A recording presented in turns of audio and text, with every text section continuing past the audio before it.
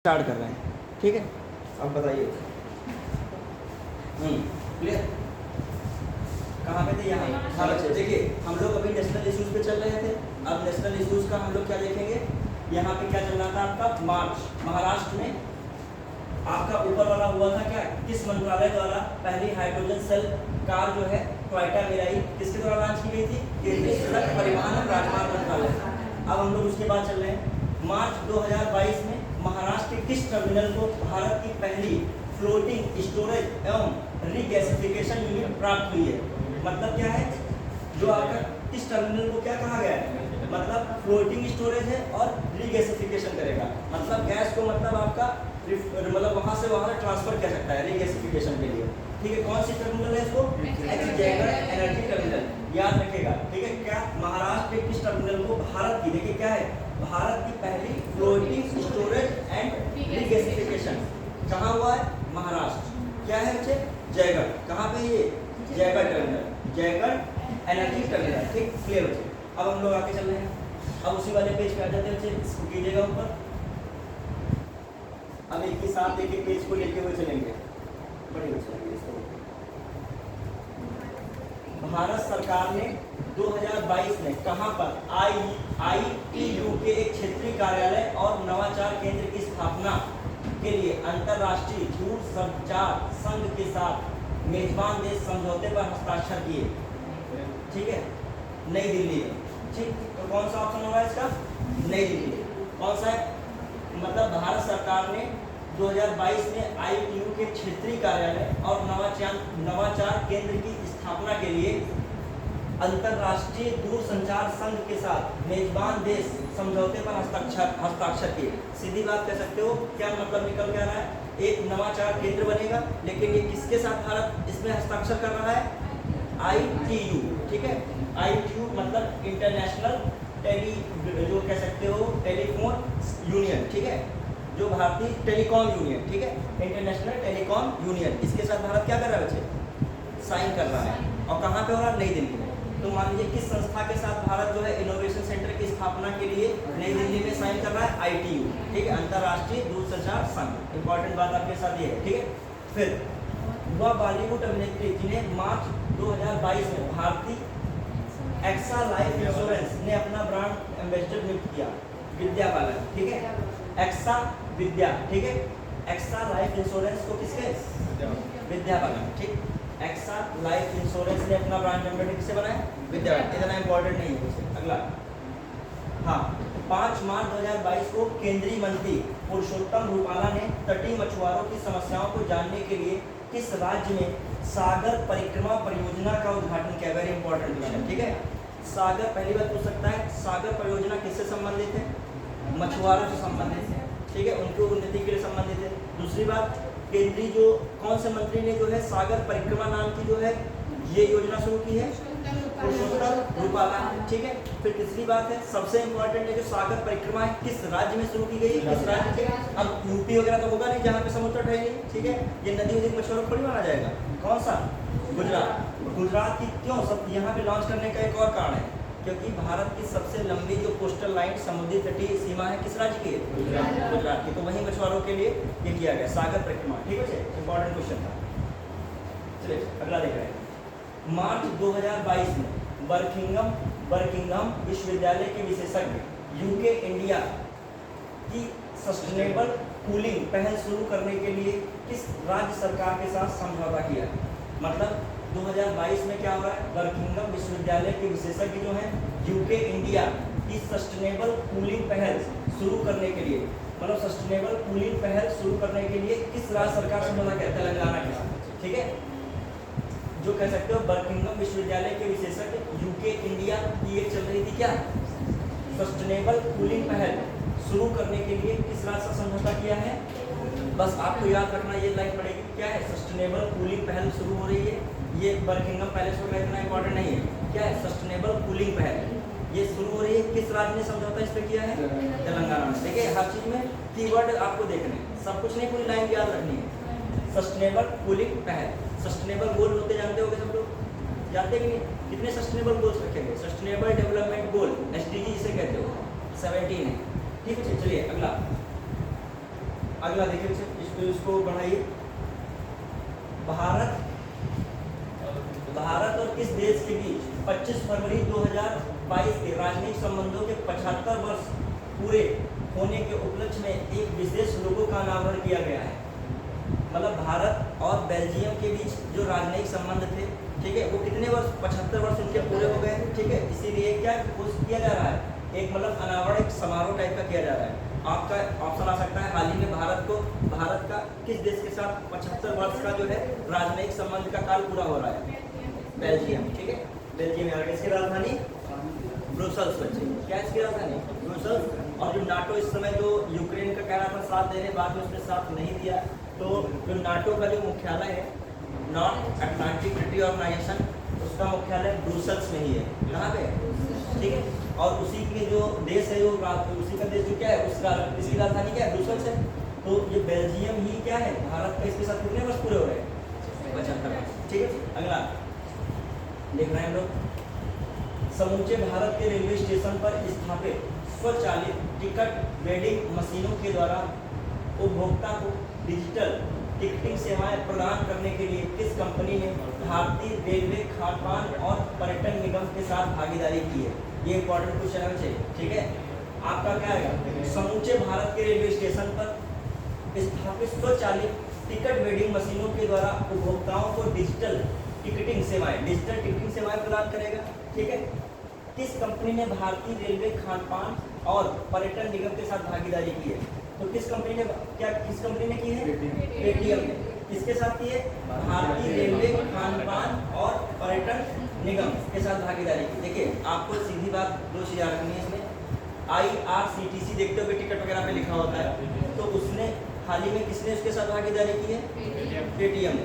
किस लिए की है बच्चे, टिकट वेडिंग मशीनों के द्वारा उपभोक्ताओं को डिजिटल टिकटिंग सेवाएं प्रदान करने के लिए। मतलब क्या है, सीधी बात है, डिजिटल टिकटिंग सेवाएं प्रदान करने के, डिजिटल टिकट की सेवाएं प्रदान करेगा।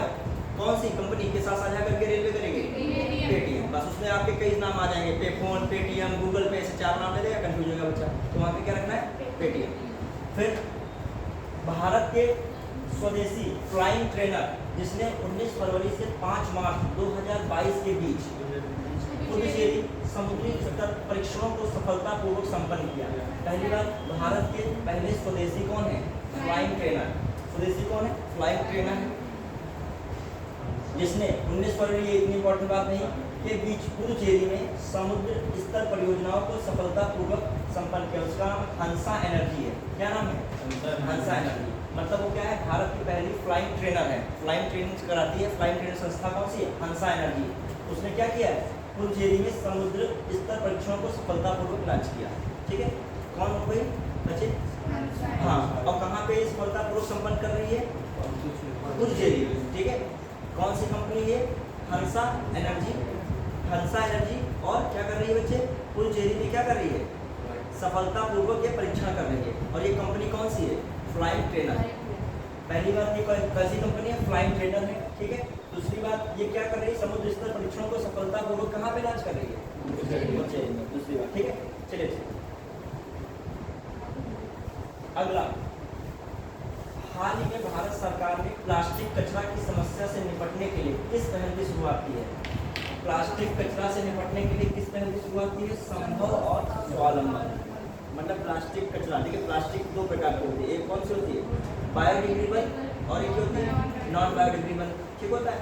तो आपके लिए प्रॉब्लम क्या है, कौन सी प्लास्टिक है, नॉन बायोडिग्रेडेबल। वो क्या होती है, डिकम्पोज नहीं होगी, तो जमीन में क्या है, घुलेगी मिलेगी नहीं। जो घुलेगी तो बहुत सालों बाद, बहुत वर्षों हो जाएंगे, तो वो कैसी रहती है, फायदेमंद रहती है। उसी के लिए सरकार क्या कर रही है, उस कचरे को क्या कर रही है, निपटारा करने के लिए कौन सी योजना चला रही है, संभव और स्वावलंबन। संभव हो सकता है, मतलब ऐसे याद रखना, संभव भी हो सकता है, और ये हम लोगों का सबका कर्तव्य है, स्वावलंबन है, ठीक है। कि कचरा वगैरह को ध्यान रखिए, ऐसी मतलब चीज़ों का यूज़ कम कीजिए, ठीक। और प्लास्टिक 2 प्रकार की आती है, एक होती है थर्मोसेटिंग प्लास्टिक और एक होती है कौन सी, थर्मोप्लास्टिक, ठीक है। वो सब प्लास्टिक में टॉपिक में आएगा, लेकिन हमें यहाँ पे बायोडिग्रेडेबल, नॉन बायोडिग्रेडेबल से मतलब था। चलिए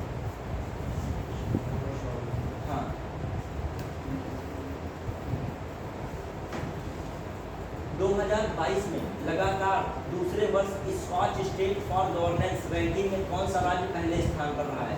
मतलब Skoch state for governance ranking, मतलब सीधी बात है गवर्नेंस रैंकिंग कौन सी, स्कॉच स्टेट के लिए, ठीक है। स्कॉच स्टेट की जो गवर्नेंस रैंकिंग है उसमें कौन सा राज्य पहले स्थान पर है, आंध्र प्रदेश, याद रखेंगे। कह सकते हो क्या, गवर्नेंस रैंकिंग।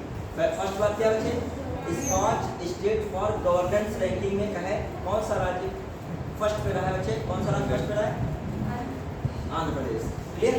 फिर बच्चे मतलब गवर्नेंस रैंकिंग में हाल ही में कौन सा राज्य फर्स्ट पे रहा है, आंध्र प्रदेश। अगला बच्चे फिर आइए, सुप्रीम कोर्ट ने मार्च 2022 में 4 धाम परियोजना की उच्चाधिकारी प्राप्त समिति के अध्यक्ष के रूप में किस न्यायमूर्ति को चुना है। मतलब 4 धाम परियोजना की एक उच्च अधिकार प्राप्त समिति थी, मतलब मेन जो इस पर डिसीजन लेगा ऐसी समिति बनाई गई थी। किस पे पहली बार बनी उच्च अधिकार प्राप्त समिति, 4 धाम, मतलब 4 धाम परियोजना पर क्या बनी, एक उच्च अधिकार प्राप्त समिति बनी। उसके चीफ कौन बनाए जा रहे हैं, अर्जुन कुमार सीकरी, ठीक है, अर्जुन कुमार सीकरी। फर्स्ट बात क्या है, 4 धाम समिति, सीधी बात है 4 धाम समिति बनी, उसमें चीफ कौन है, अर्जुन कुमार सीकरी, ठीक। अगला I, centre for development of advance computing CDAC, ये सीडैक है, ठीक है, सीडैक याद रखो, सीधी बात है। सीडैक ने राष्ट्रीय सुपर कंप्यूटिंग मिशन, सीडैक ने राष्ट्रीय सुपर कंप्यूटिंग मिशन के दूसरे चरण में मार्च 2022 में, ठीक, कहाँ पर, परम गंगा नामक सुपर कंप्यूटर को स्थापित किया है, IIT रुड़की। देखिए कंपनी कौन है, सीडैक, ठीक है। उसने अपने कौन से मिशन, राष्ट्रीय सुपर कंप्यूटिंग मिशन के तहत दूसरे क्या किया है चरण में, अपना दूसरा चरण कोई बात नहीं इंपॉर्टेंट था, क्या किया, सुपर कंप्यूटिंग ने अपना भी परम गंगा नाम का सुपर कंप्यूटर कहाँ पर स्थापित किया है, IIT रुड़की में। सीधी बात, इसमें 3-4 पॉइंट इंपॉर्टेंट है। सीडैक कंपनी है, कौन सा मिशन चला रही है, राष्ट्रीय सुपर कंप्यूटिंग मिशन। उसके तहत हाल ही में कौन सा सुपर कंप्यूटर लॉन्च किया है, परम गंगा, कहाँ पर लॉन्च किया है, IIT रुड़की में। 4-5 फैक्टर, ठीक है, ये भी अच्छा क्वेश्चन है। अगला क्वेश्चन, अच्छा इधर इसे कर रहे हैं, ठीक है। हाँ, 27 फरवरी को मनाए गए राष्ट्रीय प्रोटीन दिवस की इस वर्ष की थीम क्या थी, खाद्य भविष्यवाद, मतलब फ्यूचरिस्टिक है, ठीक है। आपका देखिए फूड फ्यूचरिस्टिक मतलब कह सकते हो खाद्य भविष्यवाद, सीधी बात है, क्या है, खाद्य भविष्यवाद। अब ध्यान दीजिएगा, पहली बात यहाँ से निकल के क्या रही है, कौन सा दिवस, राष्ट्रीय प्रोटीन दिवस। ये इंपॉर्टेंट बात है, राष्ट्रीय प्रोटीन दिवस कब मनाया जाता है, 27 फरवरी। और इससे पहले जन औषध दिवस कब मनाया जा रहा था, बताइए, 7 मार्च, ठीक है, याद रखिए, ठीक बच्चे। फिर हाल में ही किस बांध के निर्माण के लिए हिमाचल प्रदेश और हरियाणा के बीच समझौता हुआ, मतलब सीधी बात है हिमाचल और हरियाणा, ठीक है, हिमाचल और Haryana, half half Himachal half half Haryana. वैसे कौन सा बांध आ रहा है, आद बद्री बांध, याद रखिएगा कौन सा बांध है, आद बद्री बांध, ठीक। 2022 में वी डेम संस्था द्वारा जारी डेमोक्रेसी रिपोर्ट 2022 में भारत को कौन सी रैंकिंग मिली है। अभी सबको डिटेल से भी देखेंगे, जितने भी टॉपिक आ रहे हैं बाद में सब डिटेलिंग भी होगी, पहले लेकिन एक बार समरी के रूप में देख तो डालें क्या क्या है, हुआ है, ऐसा घटित हुआ है, और यही मेन इंपॉर्टेंट है, जिस्ट यही है। हाँ, कौन सी रिपोर्ट आई है, डेमोक्रेसी रिपोर्ट 2022 में भारत को कौन सी रैंकिंग मिली है, याद रखिएगा। अभी आगे इस पर पूरा डिटेल देखेंगे, क्या रैंकिंग रहा, फर्स्ट कौन रहा, कौन लॉन्च करता है, सब। हालांकि इसमें लिख दिया है वी डेम संस्था द्वारा लॉन्च की जा रही है, कौन सी, डेमोक्रेसी रिपोर्ट 2022। भारत को कौन सा स्थान मिल रहा है, 93। अगला बढ़ रहा है, हाल ही में किस पूर्व मुख्यमंत्री ने वर्ष 2022 के पद्म भूषण पुरस्कार को लेने से इनकार कर दिया। ये मना कौन कर सकता है, हाल ही में कौन कर सकता है, बुद्धदेव भट्टाचार्य, ठीक है। पश्चिम बंगाल के ममता बनर्जी पार्टी से रिलेटेड होंगे या कोई और भी वजह हो सकती है, ठीक है, सीधी बात, पॉलिटिकल कुछ भी हो सकता है, ठीक है, या कोई पर्सनल मैटर हो सकता है। देखिए बच्चे क्या होता है, हाल ही में किस पूर्व मुख्यमंत्री ने, पहली बात कौन है, ये मुख्यमंत्री इसका मतलब रह चुके हैं, कौन, बुद्धदेव भट्टाचार्य, इन्होंने क्या लेने से मना कर दिया, पद्म भूषण, ठीक है। देखिए 3 होते हैं, और टॉप सबसे पहला टॉप पुरस्कार भारत का आता है भारत रत्न, फिर कौन होता है पद्म विभूषण, फिर बच्चे कौन होता है पद्म भूषण, फिर कौन होता है पद्म श्री। तो समझिए तीसरे नंबर का पुरस्कार टॉप होता है, ये बताओ लेने से क्या कर दिया, मना कर, बहुत बड़ी बात है, ये इंपॉर्टेंट क्वेश्चन बन गया है। तो कौन पद्म भूषण पुरस्कार लेने से मना कर रहा है, ठीक है, भट्टाचार्य, ठीक। हाँ बच्चे फिर देखते हैं क्या है, हाल ही में कोयम्बटूर स्थित किस झील को तितलियों का हॉट स्पॉट घोषित किया गया है? मतलब देखिए झील बहुत सारी पढ़ रहे होंगे, लेकिन तितलियों के हॉट स्पॉट, तितलियों के लिए मतलब वो जगह अनुकूल है, वो किसके लिए किया गया है? वेल्लोर झील पे। ठीक है, क्लियर। अगला फिर international institute for population sciences IIPS किस शहर में स्थित है, जहां हाल ही में centre of demography of gender और सेंटर ऑफ एजिंग स्टडीज नामक 2 नए केंद्रों का क्या हुआ बच्चे बताइए उद्घाटन किया गया है। ठीक है, भारत सरकार ने हाल ही में राष्ट्रीय उच्चतर शिक्षा का कहाँ छोड़ दिया, ये है ना। ठीक है, भारत सरकार ने हाल ही में राष्ट्रीय उच्चतर शिक्षा अभियान कौन सा रूसा चलाया, क्या चलाया? रूसा नामक योजना को कब जारी रखने को मंजूरी दी है? कब तक जारी रखने को मंजूरी दी? कब तक? 2026 तक। इसमें इंपॉर्टेंट बात क्या हो सकती है? राष्ट्रीय उच्चतर शिक्षा अभियान, मान लीजिए रूसा नामक योजना किससे संबंधित है? उच्चतर शिक्षा संबंधित है। किस राष्ट्रीय उच्चतर शिक्षा संबंधित कौन सी योजना है? रूसा। और ये कब तक चलेगी? 2026 तक। चलिए बच्चे फिर देख रहे हैं। International institute for population sciences IIPS किस शहर में स्थित है? International institute for population sciences मतलब ये किस पे जनगणना के लिए ये अध्ययन करेगा। ठीक है, जहां हाल ही जनगणना नहीं जनसंख्या के लिए, ठीक है, जनसंख्या के लिए, जहां हाल ही में centre of demography of gender और सेंटर ऑफ एजिंग स्टडीज नामक 2 नए केंद्रों का उद्घाटन किया गया है। ठीक है, मुंबई। देखिए सीधी बात है, international institute for population sciences ये कहाँ पर है? बम्बई में, मुंबई। ठीक है, और इसी जगह पे क्या हो रहा है? डेमोग्राफी ऑफ जेंडर और दूसरा क्या है? Ageing studies. इनका क्या किया गया? 2 नए केंद्र उद्घाटन किए गए। बस आपको मैंने याद रखना क्या, एक यहाँ पे लाइन आ गई इंस्टीट्यूट फॉर पॉपुलेशन साइंसेज कहाँ पर स्थित है? यहाँ पर मुंबई में। और आपका जेंडर डेमोग्राफी ऑफ जेंडर और दूसरी संस्था कौन सी है? Ageing studies. बस कहाँ पे है? वो भी उसका भी उद्घाटन कहाँ हुआ है? मुंबई में हुआ। ठीक है, हाल ही में भारतीय अंतरिक्ष चंद्रयान 2 फिर इधर आ जाएंगे बच्चे, क्या है? चंद्रयान 2 द्वारा चंद्रमा पर किस गैस की खोज की गई है? वेरी इंपॉर्टेंट क्वेश्चन हो गया है। चंद्रयान 2 कौन सी खोज कर रहा है? आर्गन। आर्गन वो भी 40 आर्गन 40 किसकी खोज हो रही है? आर्गन 40 की। चंद्रयान 2 मिशन, इस पर भी पूरी चर्चा होगी बाद में। चंद्रयान 2 मिशन पहले हम लोग जल्दी जल्दी टॉपिक्स देख रहे हैं। हाँ, टॉपिक वाइज कुछ इंपॉर्टेंट जो है वो देखे जा रहे हैं एक्सप्लेनेशन में। फिर बच्चे अच्छा, आर्गन कैसी गैस है? नोबल गैस है। ठीक है, आइए करते हैं। वायुमंडल में, वायुमंडल बताइए जो आपका एटमॉस्फेयर है उसमें सबसे ज़्यादा कौन गैस पाई जा रही है? नाइट्रोजन 78%। फिर ऑक्सीजन कितना? 21%। फिर इसके बाद सबसे ज़्यादा कौन पाई जाती है बच्ची? आर्गन पाई जा रही है, कितनी? 0.93%। तो ये भी याद रख ले सकते हैं, आर्गन कितनी पाई जा रही है? 0.93। और वही आर्गन कहाँ पाई गई? चंद्रयान 2 मिशन के तहत। ठीक है, क्लियर। अगला बच्चे माइक्रोसॉफ्ट ने हाल ही में कहाँ पर भारत का सबसे बड़ा डेटा सेंटर क्षेत्र स्थापित करने की घोषणा की है? ये नहीं इम्पोर्टेंट है। पहले का कौन कंपनी है? माइक्रोसॉफ्ट भारत का सबसे बड़ा डेटा सेंटर स्थापित करेगी कहाँ पर? हैदराबाद। हाँ, इससे क्वेश्चन बनना है, भारत का सबसे बड़ा डेटा सेंटर कहाँ पे स्थापित हो रहा है? हैदराबाद। कौन कर रहा है? Microsoft company. ठीक बच्चे, फिर इसका अच्छा ये बताइए, इसके वो कौन चल रहे हैं? जो CEO कौन चल रहे हैं? सत्या नडेला। ठीक है, वेरी गुड। हाँ, अब आते हैं इसके वो कौन है? इसके जो मेन फाउंडर हैं, क्या नाम है उनका? Microsoft, Bill Gates. हाँ, बिल गेट्स। ठीक। हाँ, मार्च 2022 में 7वें भारतीय उद्योग जल सम्मेलन, देखिए कितना है? 7वें भारतीय उद्योग जल सम्मेलन और FICCI जल पुरस्कारों के 9वें संस्करण में किसे विशेष जूरी पुरस्कार से सम्मानित किया गया है? ठीक है, कौन सा सम्मेलन हो रहा था? भारतीय उद्योग जल सम्मेलन और FICCI जल पुरस्कारों के 9वें संस्करण में, मतलब ये दोनों, ये हो रहा है 7वें भारतीय उद्योग जल सम्मेलन और FICCI जल पुरस्कार। ठीक, ये एक पूरा सिस्टम हो रहा है। उसके तहत क्या हो रहा है? 9वें संस्करण में किसे क्या दिया गया है? जिसे जूरी पुरस्कार से सम्मानित किया गया है। स्वच्छ गंगा के लिए राष्ट्रीय मिशन, मतलब सीधी बात कह सकते हैं जो है स्वच्छ गंगा के लिए राष्ट्रीय मिशन को सम्मानित किया गया है। किसके द्वारा?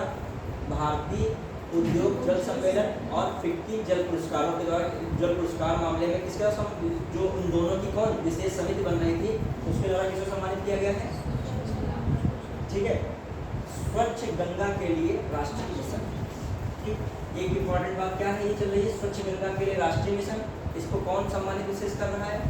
दो चीजें हैं, भारतीय उद्योग जल सम्मेलन तथा फिक्की जल पुरस्कार के लिए एक ज्यूरी बनी थी, वो इसको क्या कर रही है? विशेष सम्मानित कर रही है।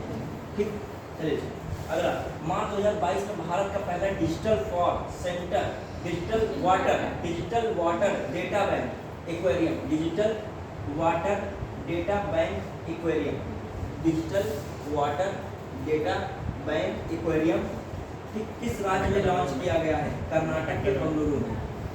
Digital water data bank aquarium, ठीक है, digital water data bank aquarium याद रखेंगे कहाँ पे किया गया है? कर्नाटक। ठीक है,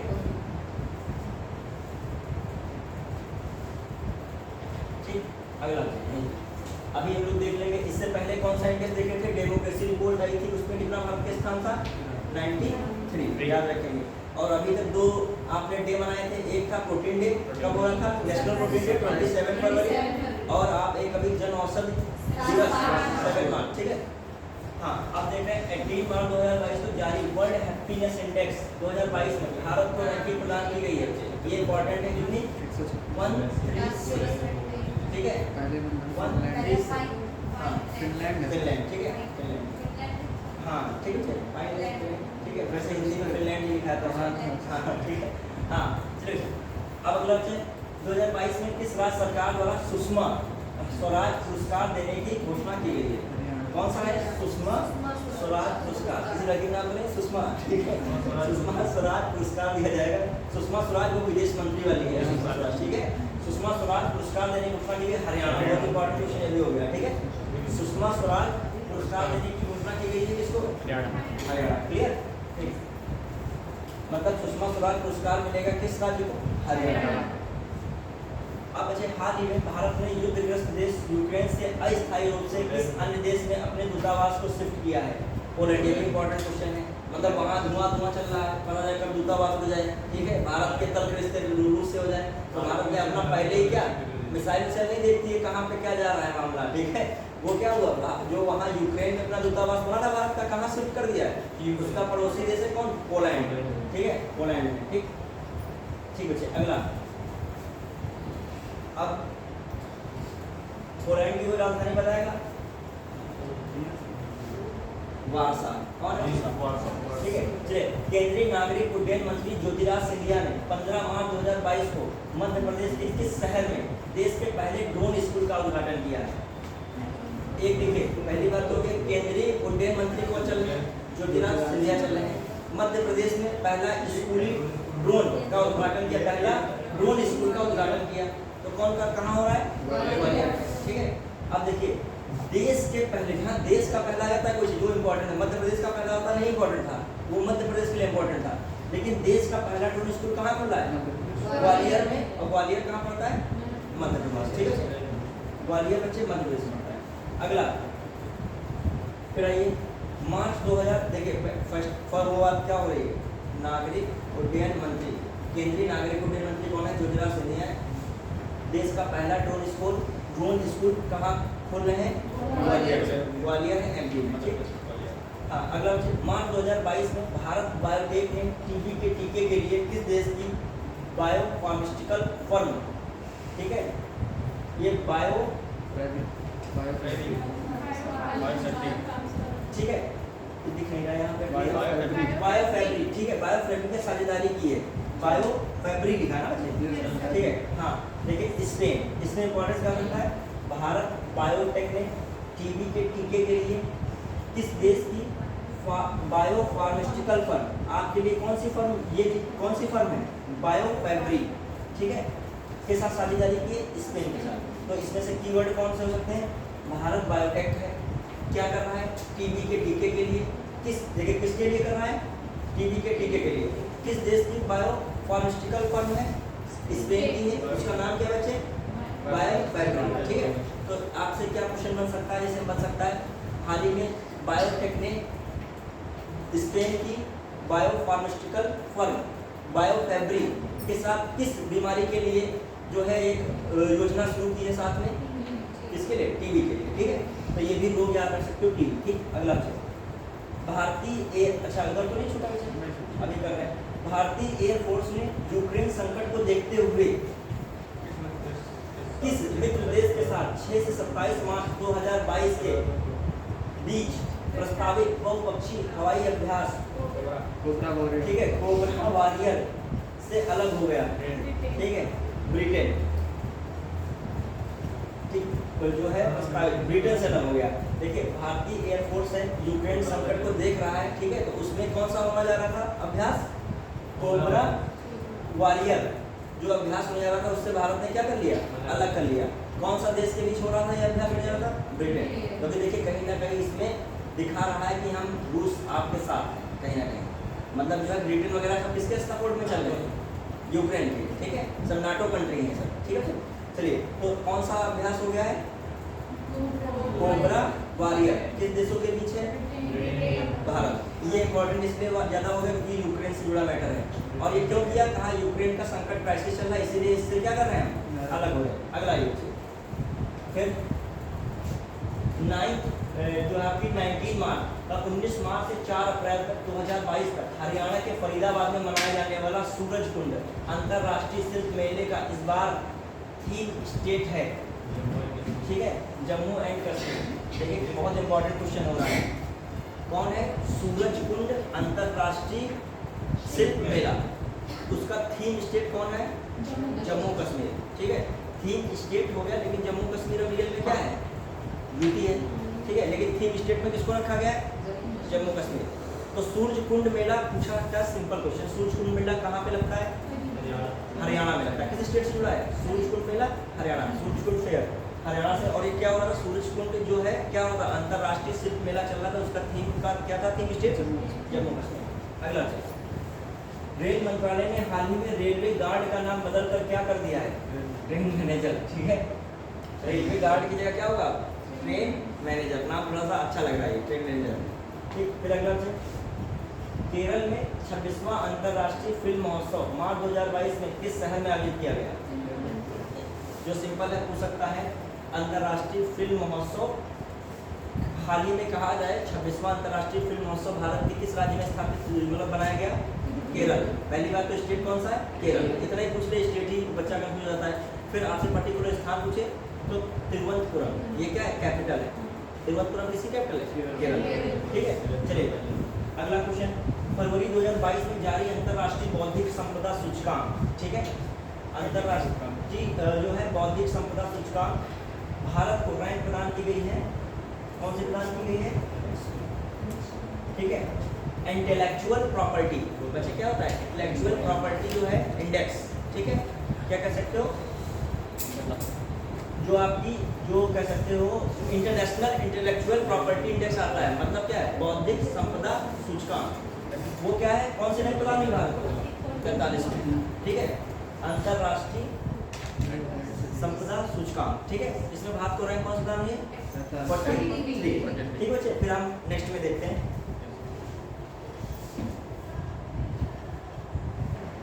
चलिए सर, हो गया बिल्कुल। हाँ, अभी जब ऑन आ जाए प्ले कर दिया है, अभी तो नहीं प्ले किया ना? प्ले फिर कीजिएगा दोबारा। ठीक है, ये सब कब की बच्चे? 2000 कब आई है? 2021 की है। और कब आ रही है? जनवरी 22 में आ रही है। जनवरी 22 में आ रही है। ठीक है, वंस द रिपोर्ट कब आ रही है? जनवरी 22 में आ रही है। बच्चे ये इंपॉर्टेंट है, इसे ISFR भी कहते हो। ISFR रिपोर्ट जो आई है आपकी, ये कौन से नंबर की है? रिपोर्ट ये किस नंबर की? 17वीं नंबर की रिपोर्ट है। हर 2 साल बाद ये रिपोर्ट जारी होती है। इसको किसने इस बार जो कह सकते हो इसको जारी किया है? इसमें कौन से? इसमें पर्यावरण मंत्री जो है, पर्यावरण मंत्री कौन है बच्चे बताइए? भूपेंद्र यादव। भूपेंद्र यादव। ठीक है, अब इसके संबंधित हम लोग चीज़ें कुछ देख लेते हैं, जल्दी से बताना है। आपसे हिस्ट्री की ज़्यादा नहीं पूछी जाएगी, ये पूछ सकता है कौन से नंबर की रिपोर्ट थी? 17वीं। बस अब देखिए, अब हम लोग इसमें से जल्दी से देखेंगे। पहली बार इसमें क्या होता है? 2 चीज़ों की बात हो रही है इसमें। एक होता है वन वनावरण और प्लस वृक्षावरण। ठीक है, वृक्षावरण मतलब फॉरेस्ट कवर कितना है और ट्री कवर कितना है। ठीक है, अब देखिए ये दोनों तो कितना इस बार आया है, हाँ 24.62%। मतलब इस बार दोनों जो कितना कवर हो रहा है, हाँ कुल वन आवरण तथा वृक्षावरण दोनों जो कितना कवर किया जा रहा है, मतलब भारत की 100% जमीन पर इनका कितना कवर है 24.62%। भारत को 33% का लक्ष्य रखा गया है पाने का, कितना 33%। लेकिन हालांकि ग्रो हो रहा है, पिछले से घट तो नहीं रहा है, बढ़ रहा है धीरे धीरे। ठीक है, अब बच्चे इसमें हम लोग क्या देखें, जो केवल इसका लगभग 8 लाख वर्ग किलोमीटर के है, लगभग कितना है 8 लाख वर्ग किलोमीटर के। ठीक है, किलोमीटर स्क्वायर। अब बहुत डिजिट हम लोगों को नहीं याद रखनी है। ठीक, फिर बच्चे अब क्या हो रहा है, इसमें से कितना पिछली बार से कितना इंक्रीज हुआ है, देखा है पिछली बार से वृद्धि कितनी हुई है पिछली बार से, हाँ 0.98% की। ठीक, अब जो देखा जाए इसमें हम लोग वनावरण कितना रहा है, वनावरण ठीक है कितना रहा बच्चे 21.71%।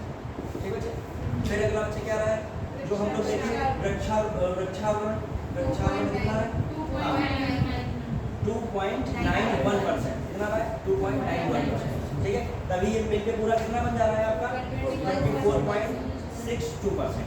ठीक है, ये हो रहा है आपका। अब हम लोग देख रहे हैं इसमें कितनी बच्चे इंक्रीज हुई है, पॉइंट कितने की इंक्रीज हुई है बताएगा, हाँ बच्चे इसमें।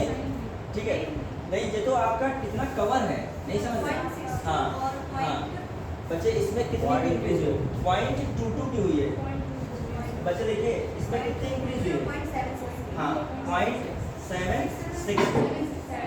ठीक है बच्चे, समझना ध्यान से, देखिए बहुत ध्यान से। पहली बात है total forest and tree cover कितना 24.62%। याद रखना हमेशा, ये तो बहुत इंपॉर्टेंट, जब तक अगली नहीं तो यही याद रखना पड़ेगा। फिर दूसरी बात, इसमें पिछली बार की तुलना में कितना इंक्रीज हुआ है 0.98%। फर्स्ट सेकंड इंपॉर्टेंट बात। थर्ड इंपॉर्टेंट बात, जो वनावरण है कितना है, जो अलग अलग है 21.71%, और जो वृक्षावरण है वो कितना है 2.91%। लेकिन मैं जो अलग अलग डिवीजन करूँ कि पहली बार से वनावरण कितना बढ़ा है, इतना बढ़ा है 0.22%। फिर ये कहूँ पिछली बार से वृक्षावरण कितना बढ़ा है 0.76%। अब तुरंत आ जाइए अदर चीज पे। सबसे इम्पोर्टेंट बात मैंग्रोव बच्चे कितना है इसमें 4900 कितना बच्चे 92। ठीक है, 4992 किलोमीटर है कि नहीं है। ठीक है, 4992 वर्ग किलोमीटर है, किलोमीटर स्क्वायर क्या है 4992 वर्ग किलोमीटर कितना है। मैंग्रोव याद रखोगे, मैंग्रोव में बहुत सारे पाए जाते हैं जो वृक्ष होते हैं, क्या जब चक्रवात या तूफान आता समुद्र तो उनकी जड़ें क्या कर लेते हैं, रोक लेती है। पर्यावरण की दृष्टि से मैंग्रोव बहुत उपयोगी है, वो ज़्यादातर वहीं मिलेंगे जहाँ क्या होगा समुद्र का तट होगा। ठीक है, तो सबसे ज़्यादा फर्स्ट नंबर पर मैंग्रोव कितना अच्छा है, कितना है मैंग्रोव लगभग 5000 किलोमीटर, कह सकते हो लगभग 5000 किलोमीटर। फिर दूसरी बात कितने वर्ग किलोमीटर की वृद्धि हुई है। ठीक है, इसका मतलब ध्यान दिया जा रहा है कहीं ना कहीं। ठीक है, इसके भी संरक्षण पे। दूसरी बात क्या आ रही, इनकी रैंकिंग हो सकता है। फर्स्ट नंबर पे कहाँ मैंग्रोव कर रहे हैं, वेस्ट बंगाल। ठीक है, और फिर सेकंड पे कौन बच्चे गुजरात है। थर्ड पर कौन है अंडमान एंड निकोबार, मतलब स्टेट में यही कह सकते हो, और यूटी में कौन कह सकते हो अंडमान निकोबार। लेकिन सीक्वेंस तीनों का मिला के देखा, सबसे ज़्यादा यहाँ पे, फिर इसके बाद यहाँ पे, फिर यहाँ पे। ठीक है, अब आपको यार परसेंट नहीं याद रखना है वेस्ट बंगाल में कितना, ये सब नहीं आता है। ठीक है, अगला हम लोग देख रहे हैं क्या, अब जो देखा जाए कि दुनिया क्या ज़्यादा है, मतलब सर्वाधिक वनावरण कहा जाता है, सर्वाधिक क्या कह सकते हो, जो क्या कह सकते हो कम कहाँ पे, मतलब सबसे कम कहाँ पर वनावरण है, ये सब रैंकिंग देखनी जाए देखिए। और सबसे ज़्यादा वृद्धि कहाँ हुई है ये भी देखना है। ठीक, तीन चीज़ें बस याद रखनी, ज़्यादा याद रखोगे मेन चीज़ क्या हो जाएगा इसमें हो जाएगी। ठीक है, तो हम लोग बस रैंकिंग याद रखेंगे, और रैंकिंग बिल्कुल सही से 3 तक याद नहीं रखनी, एक नहीं याद रखनी, पूछता है ज़्यादा 3 को, एक नहीं पूछेगा, एक याद कर लीजिए। सर्वाधिक वनावरण कहाँ पर है, वाले राज्य कौन से हैं, मध्य प्रदेश फर्स्ट रैंकिंग है, एमपी। फिर बच्चे सेकंड पे आ जाएगा आपका अरुणाचल प्रदेश, अरुणाचल प्रदेश। फिर बच्चे कौन सा है, तीसरा है छत्तीसगढ़, छत्तीसगढ़। ठीक है बच्चे। तो फर्स्ट सेकंड थर्ड सबसे फर्स्ट पे कौन है आपका, एमपी है। फिर इधर जो है आपका अरुणाचल प्रदेश है, सिंपल है, इंडिया देख लीजिए है।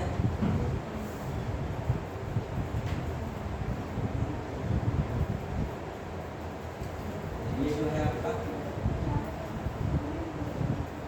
ठीक है। देखिए इधर फर्स्ट पे कहाँ पे, एमपी में आ गए, कहाँ पे एमपी में, जल्दी देखिए। फिर सेकंड पे कहाँ पे आ गए, देखिए अरुणाचल प्रदेश सीधे इधर पहुंच गए, लोकेशन दिमाग में बसी रह गई। फिर कहाँ पे आ गए, फिर पूछते यहीं पे आ गए, छत्तीसगढ़ के पास, एमपी के पास, ठीक है। तो तीनों चीजें हमने देख ली यहाँ पे, एमपी, फिर अरुणाचल प्रदेश, फिर छत्तीसगढ़, ठीक है। अब जो हम कहें सबसे कम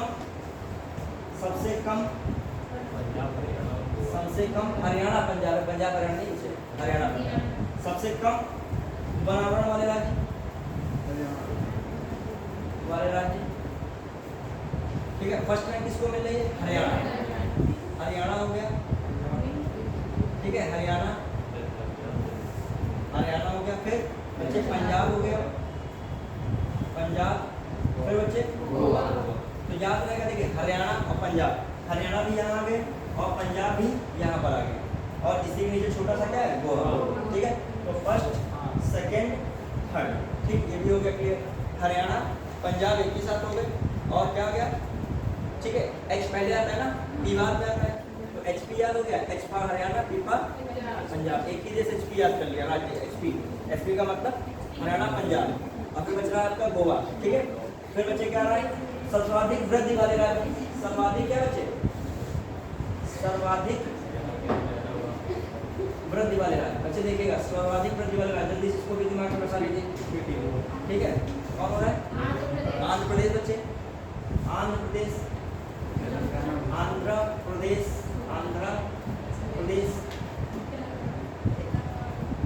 ठीक है, और तेलंगाना। नहीं बच्चे, आंध्र प्रदेश से तेलंगाना, हाँ ठीक, याद रखिए, तेलंगाना भी है, ध्यान रखिएगा, दोनों एक से मिलते हैं, आंध्र प्रदेश तेलंगाना एक साथ मिल रहे हैं, ठीक है बच्चे। फिर कौन आ रहा है आपका, उड़ीसा, याद रखिएगा, उड़ीसा पे लोग फोकस कम कर पाएंगे, वहाँ पे गोवा पे फोकस नहीं होगा। आपको हरियाणा पंजाब के साथ क्या याद रखना है, गोवा सबसे कम वाले में, यहाँ पर लोग फोकस किस पे नहीं कर पाएंगे, आंध्र प्रदेश तेलंगाना रखेंगे, लेकिन स्पेशल याद रखिएगा क्या, उड़ीसा, क्या है, सर्वाधिक वृद्धि हो रही है यहाँ पे। अब बच्चे हम लोग किसको देख रहे हैं, प्रतिशतता के आधार पे, किसके आधार पे, जल्दी से हो गया वन, स्थिति रिपोर्ट भी हो गई। फिर बच्चे किस पे देखें, प्रतिशतता के आधार पर, प्रतिशतता के आधार पर बस इतनी जानकारी हम लोग रखनी है, प्रतिशतता के आधार पर बताइए कौन सा बोलिए, प्रतिशतता के आधार पे फर्स्ट पे कौन है, मिजोरम, 80% प्लस है मिजोरम, ठीक है। जैसे मान लीजिए ये जो है आपका कौन सा है, ये भारत का है, ये देखिए, ये याद रखिएगा, लोकेशन बहुत इंपॉर्टेंट है इसकी, ठीक है। देखिए यहाँ पे कौन आ गया, पहला मिजोरम, कौन आ गया, मिजोरम। फिर सबसे ऊपर कूद के पहुंच जाएगा अरुणाचल प्रदेश, याद रहेगा एक ही, अरुणाचल प्रदेश मतलब अरुणाचल प्रदेश। फिर बच्चे फिर बीच में आ जाइए, यहाँ पे कौन है, ऐसे टोपी टाइप में पहने बांग्लादेश के ऊपर, कौन है, मेघालय, कौन है, मेघालय। नीचे से यहाँ से फर्स्ट सेकंड थर्ड लोकेशन भी हम लोग देखते चल रहे हैं, ठीक है। तो बच्चे क्या होगा, मिजोरम, अरुणाचल प्रदेश और मेघालय। अब शुरू से बता दीजिए, एक बार रिवीजन कर लीजिए, बस फिनिश। सबसे पहले वन स्थिति रिपोर्ट कौन सी थी, 17, ठीक है। ये हर 2 साल बाद आती है वन स्थिति रिपोर्ट। इस वाले में बताया क्या गया है, पिछली बार कितना था उससे इस वाले में क्या डिफरेंस आया, देखिए इस बार कितना था 1, और पूरा जो है वृक्षावरण कितना रहा है, पूरा 24.62%। पिछली बार से कितना ज़्यादा बढ़ रहे हैं, 0.98%, और वही 0.98% का मतलब कितना, लगभग 2261 किलोमीटर लगभग, ठीक है। 2261 किलोमीटर है, 62 है बच्चे, कितना है 2261 किलोमीटर, ठीक बच्चे, 2261। फिर बच्चे क्या आ रहा है, तुरंत हम लोगों ने किस पे ध्यान दिया, जो अलग अलग देख लें, जो वन आवरण कितना हो रहा है 21.71%, ठीक है। और उधर जो आपका बढ़ रहा है कौन सा वृक्षावरण 2.91%। फिर बच्चे देखा जाए दोनों का डिफरेंस कितना बढ़ रहा है 0.98%। पिछली बार से वन आवरण और क्या होता है वृक्षावरण कितना बढ़ा है 0.98%। कुल मिला के कह सकते हो लगभग 1% बढ़ रहा है। फिर बच्चे आ रहे हैं जैसे मैंग्रोव में ज़्यादातर समुद्र के तट के किनारे पाए जाते हैं। तो मैंग्रोव वन में देखा जाए क्या है इंडिया का मामला 4992 किलोमीटर स्क्वायर किलोमीटर में क्या है फैला हुआ है, लगभग 5000 किलोमीटर। कितना पहले से बढ़ा है 70। फिर क्या आप लोग कर सकते हैं इसमें आइए। हाँ आप देखो रैंकिंग की बात, ठीक है। रैंकिंग की बात सबसे इधर वाला बंगाल की खाड़ी तरफ वाला वेस्ट बंगाल, इधर वाला बंगाल और नीचे जो है अंडमान। तो रैंकिंग क्या सबसे ज्यादा मैंग्रोव वन कहाँ है वेस्ट बंगाल में, सेकंड पे गुजरात में, थर्ड पे अंडमान निकोबार। फिर आइए बच्चे ये फिनिश हो गया। अगला क्या हम लोग देखेंगे, हाँ सर्वाधिक वन क्षेत्र की रैंकिंग सबसे इंपॉर्टेंट है। लोग एमपी तक याद बच्चे याद किए रहते हैं, फिर एमपी के बाद कौन याद रहेगा लेकिन आपको तीनों एमपी अरुणाचल छत्तीसगढ़, ठीक है। फिर आ रहे हैं हम लोग इसमें सबसे कम वाले हरियाणा पंजाब एचटीजी, ठीक है। कौन है हरियाणा पंजाब और गोवा। गोवा को विशेष ध्यान रखिएगा सबसे कम बनाने वाले राज्यों में गोवा है, ठीक है। तो सबसे पहला हरियाणा पंजाब। फिर आ रहे हैं हम लोग दूसरे पे परसेंटेज के हिसाब से जो देखा जाए बनावट सबसे ज्यादा कहाँ है मिजोरम, अरुणाचल प्लस मेघालय। अरुणाचल सबसे, मिजोरम सबसे नीचे, फिर सबसे ऊपर अरुणाचल, फिर बीच में बसा मेघालय। ये नॉर्थ ईस्ट इंडिया की बात कर रहे हैं, ठीक है। कुल मिला के कह सकते हो परसेंटेज के हिसाब से देखा जाए इंडिया का कौन सा रीजन सबसे ज्यादा बनाने वाला है नॉर्थ ईस्ट। तो इसलिए मतलब हम लोग को ये वाला रीजन विशेष ध्यान रखना है, ठीक है। मतलब एनवायरनमेंट के सबसे बेस्ट एरिया कौन है यही है, ठीक है। फिर बच्चे क्या मैंने बताया था हाँ इसमें हाँ वर्णावरण में वृद्धि दिखाने वाले शीर्ष राज्य ये मैंने लिखा है ना, आंध्र प्रदेश फर्स्ट है, तेलंगाना सेकंड है और उड़ीसा थर्ड है। तो बच्चे इसके साथ हमारा क्या होगा, स्थिति रिपोर्ट से जुड़ा हुआ क्वेश्चन आएगा तो आपका हो जाएगा, ठीक। धन्यवाद।